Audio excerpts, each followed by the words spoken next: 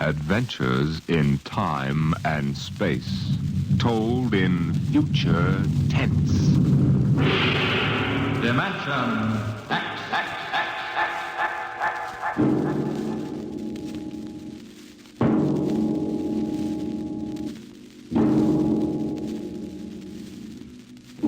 Tonight, transcribed from Ray Bradbury's collection, The Martian Chronicles, we present And the Moon Be Still as Bright.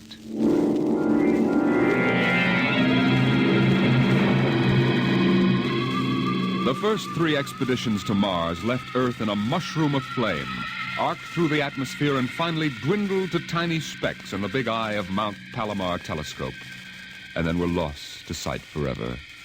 The prearranged landing signals flashed back to Earth, and then the radios went dead. One after the other, ships had disappeared and were never heard from again. But still the rockets came.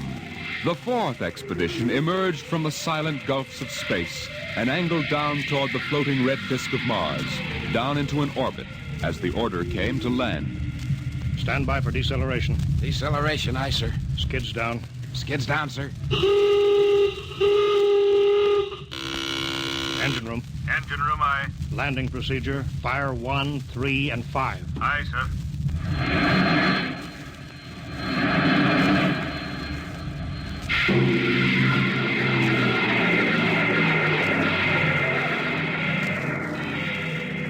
The last blast of the bow jets broke red against the blue desert sands, and the ship slid to a halt at the edge of a vast city that reflected the icy glare of the moonlight. For a while, all was still. All right, Parkhill. Open the airlock. Aye, sir.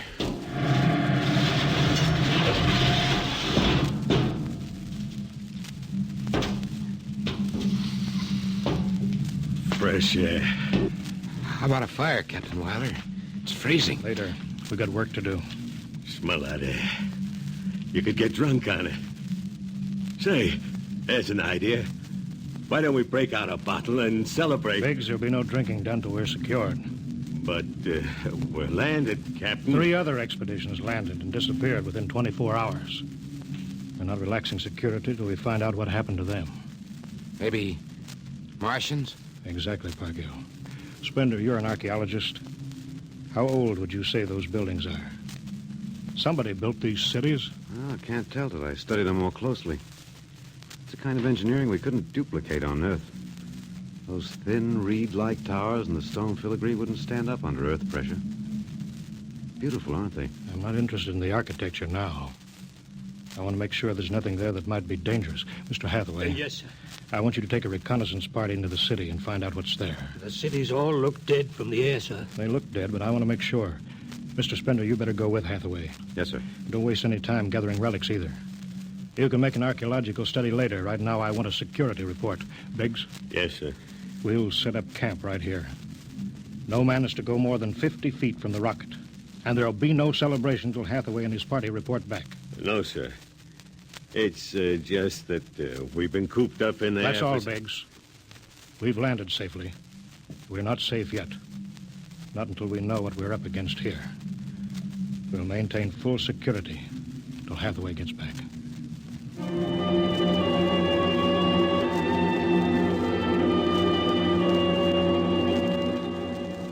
In the sea bottoms, the wind stirred along faint vapors, and from the mountains great stone visages looked upon the silvery rocket and the small fire. The sky was black overhead as the 2 racing moons threw knife-edged double shadows on the desert. All right, come and get it. Chow. What you got to eat, Cherokee? Sawdust, smothered in cold lamb fat. Good. I thought it was something I couldn't eat. Hey, you guys, pipe down. Captain, Mr. Hathaway's back. Captain Wilder. Over here, Mr. Hathaway. Well? Most of the city is dead, sir. Spender says it's been dead a good many thousand years. But we found one part about a mile over. What about it? People were living in it last week, sir. People? Martians. I see. Where are they now? Dead. We found the bodies. Thousands of bodies. Hadn't been dead more than 10 days. What did they die of? You won't believe it. What killed them? Chicken pox. Chicken pox? Yes, I made tests. It worked differently on Martians than on Earth people. Burned them black and dried them out to brittle flakes. But where could they get chicken pox? From Earth, sir. And the other rockets did get through. Yes, sir. I don't know what the Martians did to them, but I sure know what they did to the Martians. Gave them chicken pox and wiped them out. They just didn't have any resistance to an Earth disease. There aren't any of them left? There won't be any. When a thing like that starts spreading, sir, there's no stopping it anywhere. It's 1,000 to 1. It's killed them all. This planet is through. Incredible. Think of it, Captain. A dirty, silly child's disease like chicken pox. It isn't right. Spender, take it easy, You know, man. it's like saying the Greeks died of mumps or the proud Roman Empire collapsed because of athlete's foot. We didn't even give them a decent excuse for dying. We just gave them chicken pox. Spender, get hold of yourself. You didn't see those bodies, Captain. It must have been a shock, I suppose. You need a rest, a little relaxation. Martians are dead. There's nothing you can do about it now. Hey, you hear that? The Martians are all dead. Well, come on, let's break out a bottle and whoop it up. How about it, Captain? Well, all right, man. Oh, that's fine. Hathaway, see to the security guard. Yes, sir. Good Lord, do they have to do that now? It's been a tough trip. It's only natural they'd want to celebrate a little. Celebrate because the world died? Because a rotten little virus from Earth wiped out a whole civilization? Well, they're not thinking of Isn't that. there time later to throw old beer cans into the canals? A civilization died here. It's like butchering a pig in a churchyard. Spender, you think too much. We're lucky to get to Mars without catching a meteor in our bulkheads. Let it go at that. Save on Mars. The first statement, save on Mars. We gotta celebrate.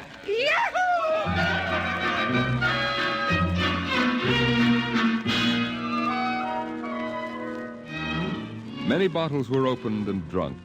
The voices got louder. The earth laughs and shouts echoing across the empty Martian sands. There was that time in New York when I ran into that blonde. Boy, what a blonde. Listen, the first thing she said... Spender listened to the wind over his ears, cool and whispering. He felt the land getting cooler. The stars drew closer, very clear. The air smelled clean and new. He looked at the cool ice of the white Martian buildings over there on the empty sea lands. What a woman. Hey, what do we do with these empty bottles? Save him. There's a 2-cent deposit. Throw him away. Hey, wait. How about that building? 2 to 1 for $1, I can heave one right through that window. You're on. Here goes.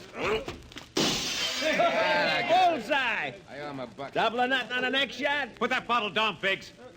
Who's that? Mr. Spender? Stop smashing those windows. What's the difference? The planet's ours now. I guess I can do anything with it that I want. Drop that bottle, I'll knock your teeth out. Yeah? Just watch me. I warned you, Biggs. Spender, what is this? I hit him. He's crazy, Captain. He just walked up and slugged me. Biggs wasn't doing All nothing. right, let go of him. You men go back to your party. Spender, come with me. I don't like that guy. Just walks up to him and slugs him. He wasn't... Spender, suppose you explain. What was the idea? Oh, the noise, the drunken brawl. I guess I was ashamed of the spectacle the whole crew was making. Where's their respect for what's happened? Their sense of what's right? Men are tired. It's been a long trip. You've got a different way of seeing things. I'm seeing things all right. I'm seeing how we'll ruin Mars. We'll rip it up, rip the skin off the way we've already ruined Earth.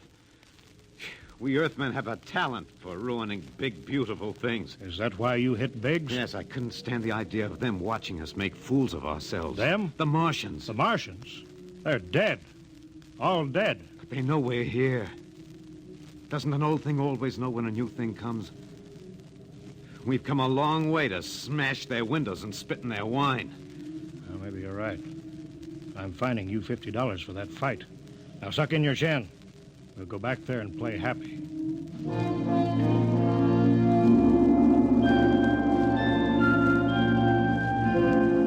Now the whole party moved out into the moonlight across the desert. They made their way into the dreaming dead city. The light of the racing twin moons glinted on the barrel of a pistol, the long blade of a machete, the round, gurgling shape of a raised bottle. Their shadows under them were double shadows on the ice-blue sand. They were waiting for something to stir in the dead city, something to rise, some ancient ancestral shape to come galloping across the vacant sea bottom on an ancient armored steed of impossible lineage, of unbelievable derivation. Look at it, Captain. Down those avenues in the mist. You can almost see them. The mind's eye populated the dead city. Each window was given a person who leaned from it and waved slowly, as if under some timeless water, at some moving form in the fathoms of space below the moon-silvered towers. There were faint murmurs of sound, and odd animals scurrying across the gray-red sands. The wind blew in from the dead sea bottom and brushed through the silvery wire filigree of the towers. A strange music drifted down to the double-shadowed streets, a thin, haunted music that played as it had played through the uncounted years of time. Nobody moved. The moons held and froze them. The wind beat slowly around them. Hey, out there! You people in the city! Pigs. Well, I just wanted to make a little noise. Come on. They built this city thousands of years ago.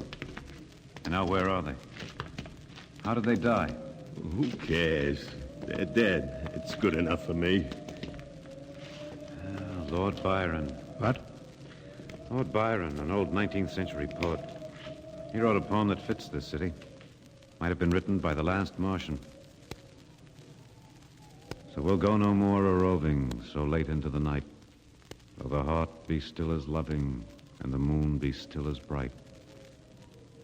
For the sword outwears the sheath, and the soul outwears its breast, and the heart must pause to breathe, and love itself must rest. Though the night was made for loving, and the day returns too soon, yet we'll go no more a-roving by the light of the moon.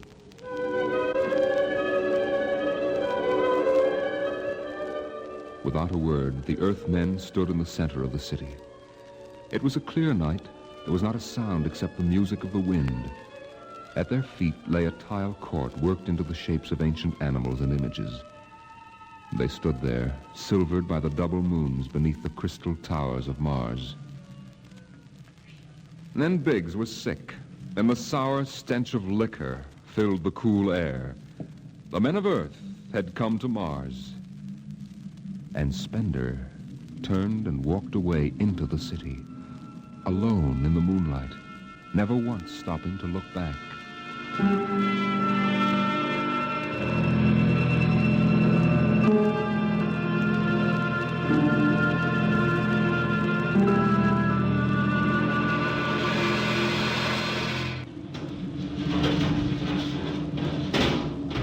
That you, Hathaway? Yes, sir. My trick on Bridge Watch, sir. What time is it? 0400. Any orders, sir? No, I'll stay on watch. You turn in. Aren't you sleeping, sir? I'll wait for Spender. He didn't come in? No. He's crazy. Walking away into the shadows, he didn't even look back. Spender's a strange man. He's crazy, sir. How's the rest of the crew? Sleeping it off. Biggs had DTs, but he's calmed down now. You can go back below, Hathaway. I'll take your watch. Captain Wilder, do you think Spender'll be coming in before morning? I don't know. You know, sir, I don't think he's ever coming back. That's the way I feel about him, sir. He'll never come back.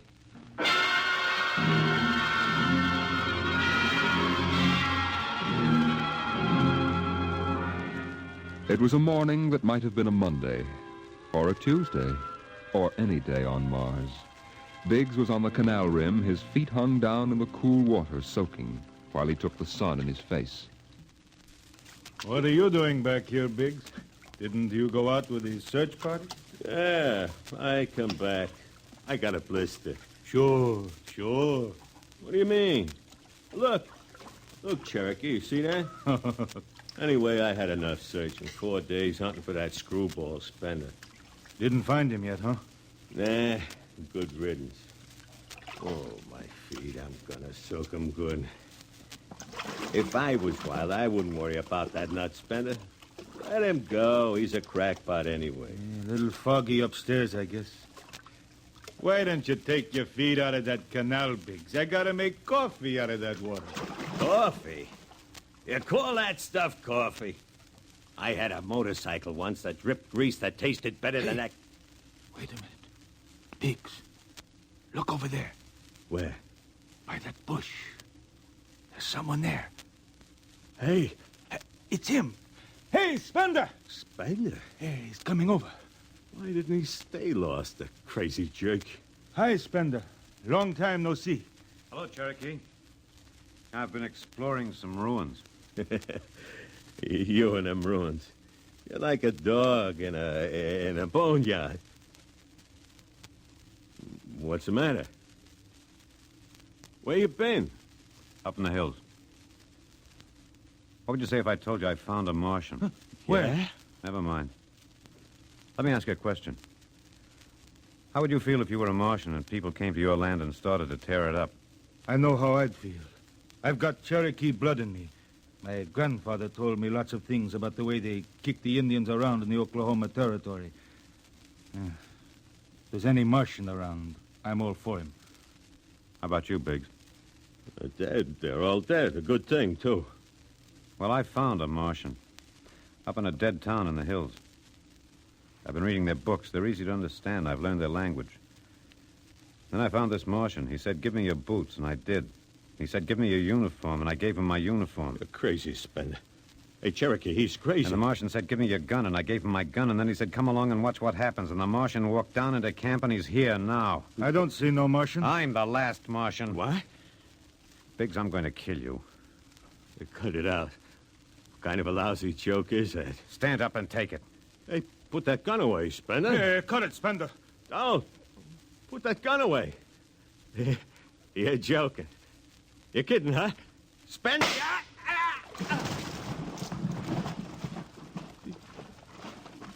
He's dead.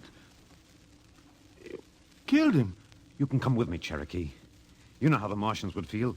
You can be in this with me. You killed him. You just killed him. He deserved it. You're crazy. Well, maybe I am. But you can come with me. Come with you for what? Go on. Get out of here, you crazy murderer. All of them. I thought you'd understand. I thought you'd remember what happened to your own people. You get out of here, you crazy Don't reach murderer. for that gun.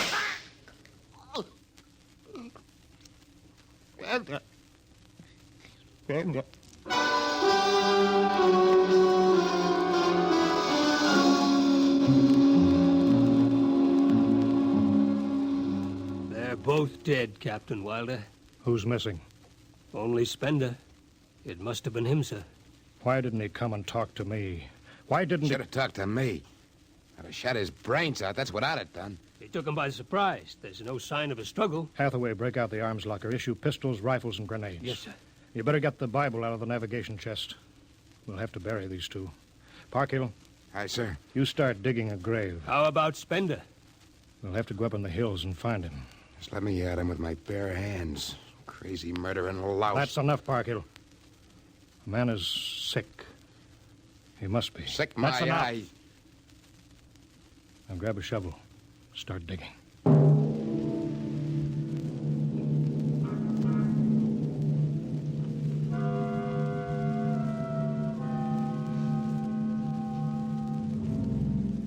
Spender saw the thin dust rising in the valley, and he knew the pursuit was beginning. The sun burned farther up the sky, and the blue sand drifted lazily across the sea bottom below. He sat beside a quiet pool 10,000 years old and held a silver book. Through the house played the strange wind music of ancient Mars, and he heard voices whisper in his mind. I hear you. I've always heard you, even down there on Earth. I won't run. What's the use? Live, what for? To see them tear down your temples and put up hot dog stands? They've seen me. They know I'm up here. There's Wilder now. Got him right in my sights. Funny he hasn't ordered me to use grenades. He could lob one right up here and blow me to bits. Yeah, maybe the captain thinks I'm too nice to be blown to bits. He wants my death to be clean. Yeah, just one bullet hole in me, nothing messy. And why? Because he understands me. He's the only one in the crew who ever did. Well, at least I can do the same for him. Just one bullet in his heart, a nice clean death. All I have to do is pull the trigger and then...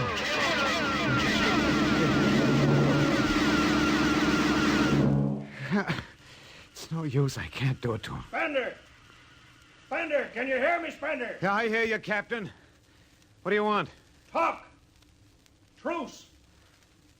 All right, come on up. Leave your gun down there and keep your hands up.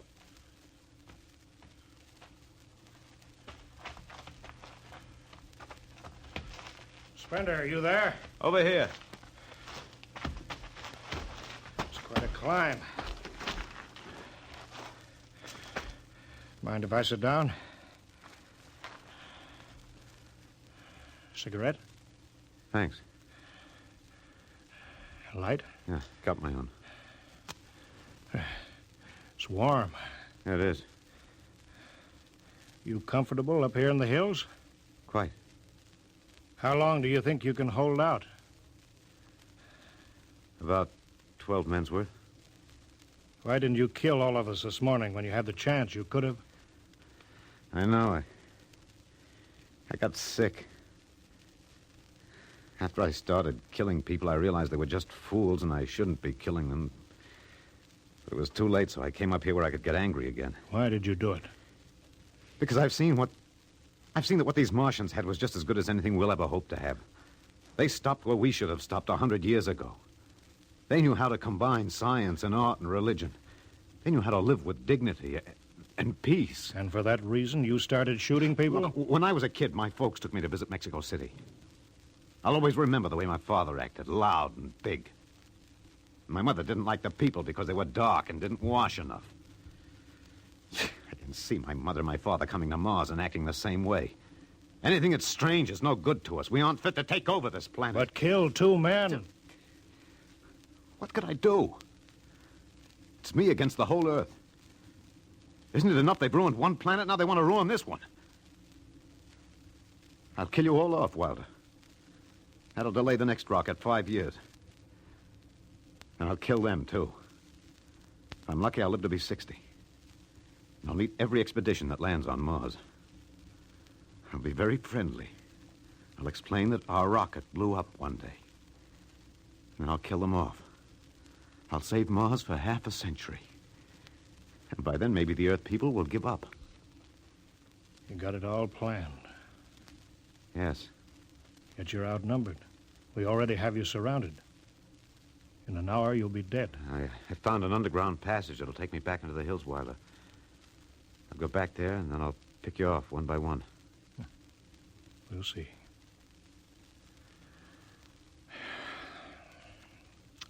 It's a nice town you got here, Spender. Beautiful. I'd like to live here. You can. But join me. You're not like them. I'll show you what a good life these people had. I'll play you an old reel of Martian music that must be at least 50,000 years old, a kind of music you've never heard in your life. That sounds wonderful. But I can't stay with you. Sorry, Spender. I'm sorry this is happening. Guess you'd better go back now so you can start your attack. I guess so. But, Captain, I won't kill you. When it's all over, you'll still be alive. Then maybe you'll change your mind. No. There's too much Earth blood in me. I may even agree with you about all this. But that doesn't change what I've got to do. You won't stay? No. This is your last chance, Spender. You're sick. Come along with me quietly. No. Look, one last thing. If you win, do me a favor. Try to see that they don't tear this planet apart. Right. If it helps, just think of me as a very crazy fellow who went berserk one summer day. It'll be easier on you that way. I'll think it over. So long, Spender. Bye, Captain. Good luck.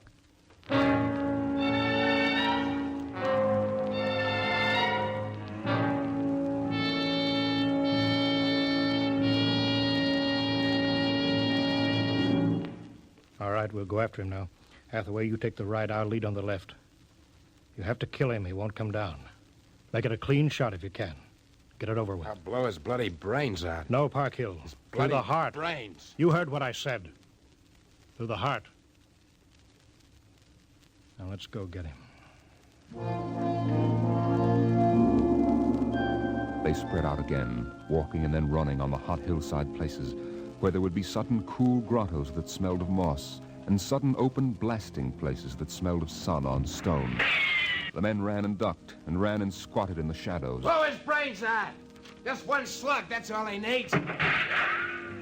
Captain Wilder hugged the rock warmed by the sun. He gasped, for the air was thin and not meant for running. Spender lay at the top of the hill, and a gap in the rocks showed the white of his shirt against the shadows. Wilder looked at the towers of the little, clean Martian village like sharply carved chess pieces lying in the afternoon. He saw the rocks and the interval between where Spender's chest was revealed. Go on, Spender, get out. You've only got a few seconds to escape. Get out to the caves and come back later.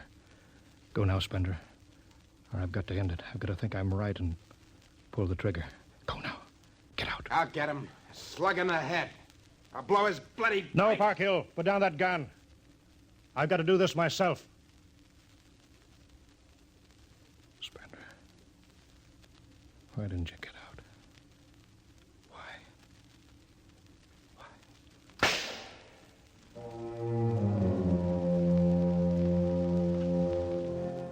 They buried him in that ancient valley town where the music of the wind played on through the days and the nights. They laid him in an ancient silver sarcophagus with waxes and wines which were 10,000 years old, his hands folded on his chest. The last they saw of him was his peaceful face in the cold silver light of the racing twin moons. The captain found the poem in Spender's pocket, and he read it before he shut the marble door. So we'll go no more a-roving so late into the night, though the heart be still as loving and the moon be still as bright, though the night was made for loving and the day returns too soon, yet we'll go no more a-roving by the light of the moon.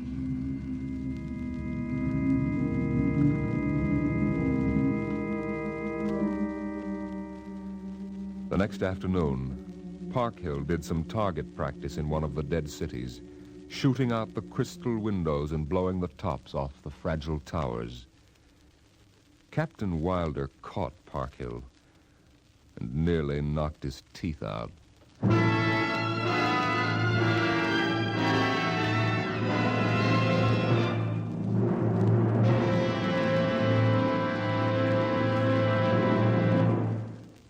All of you regular listeners to Dimension X will be interested to know that our show is changing its day and time of broadcast over this station. Starting early in November, we'll be back at the new time. We suggest you watch your local newspaper and be sure to join us in about 4 weeks for a new series of adventures into the unknown world of tomorrow, the world of... Dimension X.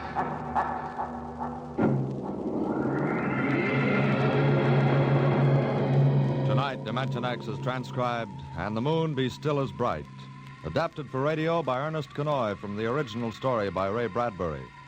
Featured in the cast were Alexander Scorby as Spender, Wendell Holmes as Captain Wilder, and your host and narrator for the story, Norman Rose. Music by Albert Berman, engineer Bill Chambers. Dimension X is directed by Edward King. This is Robert Warren speaking.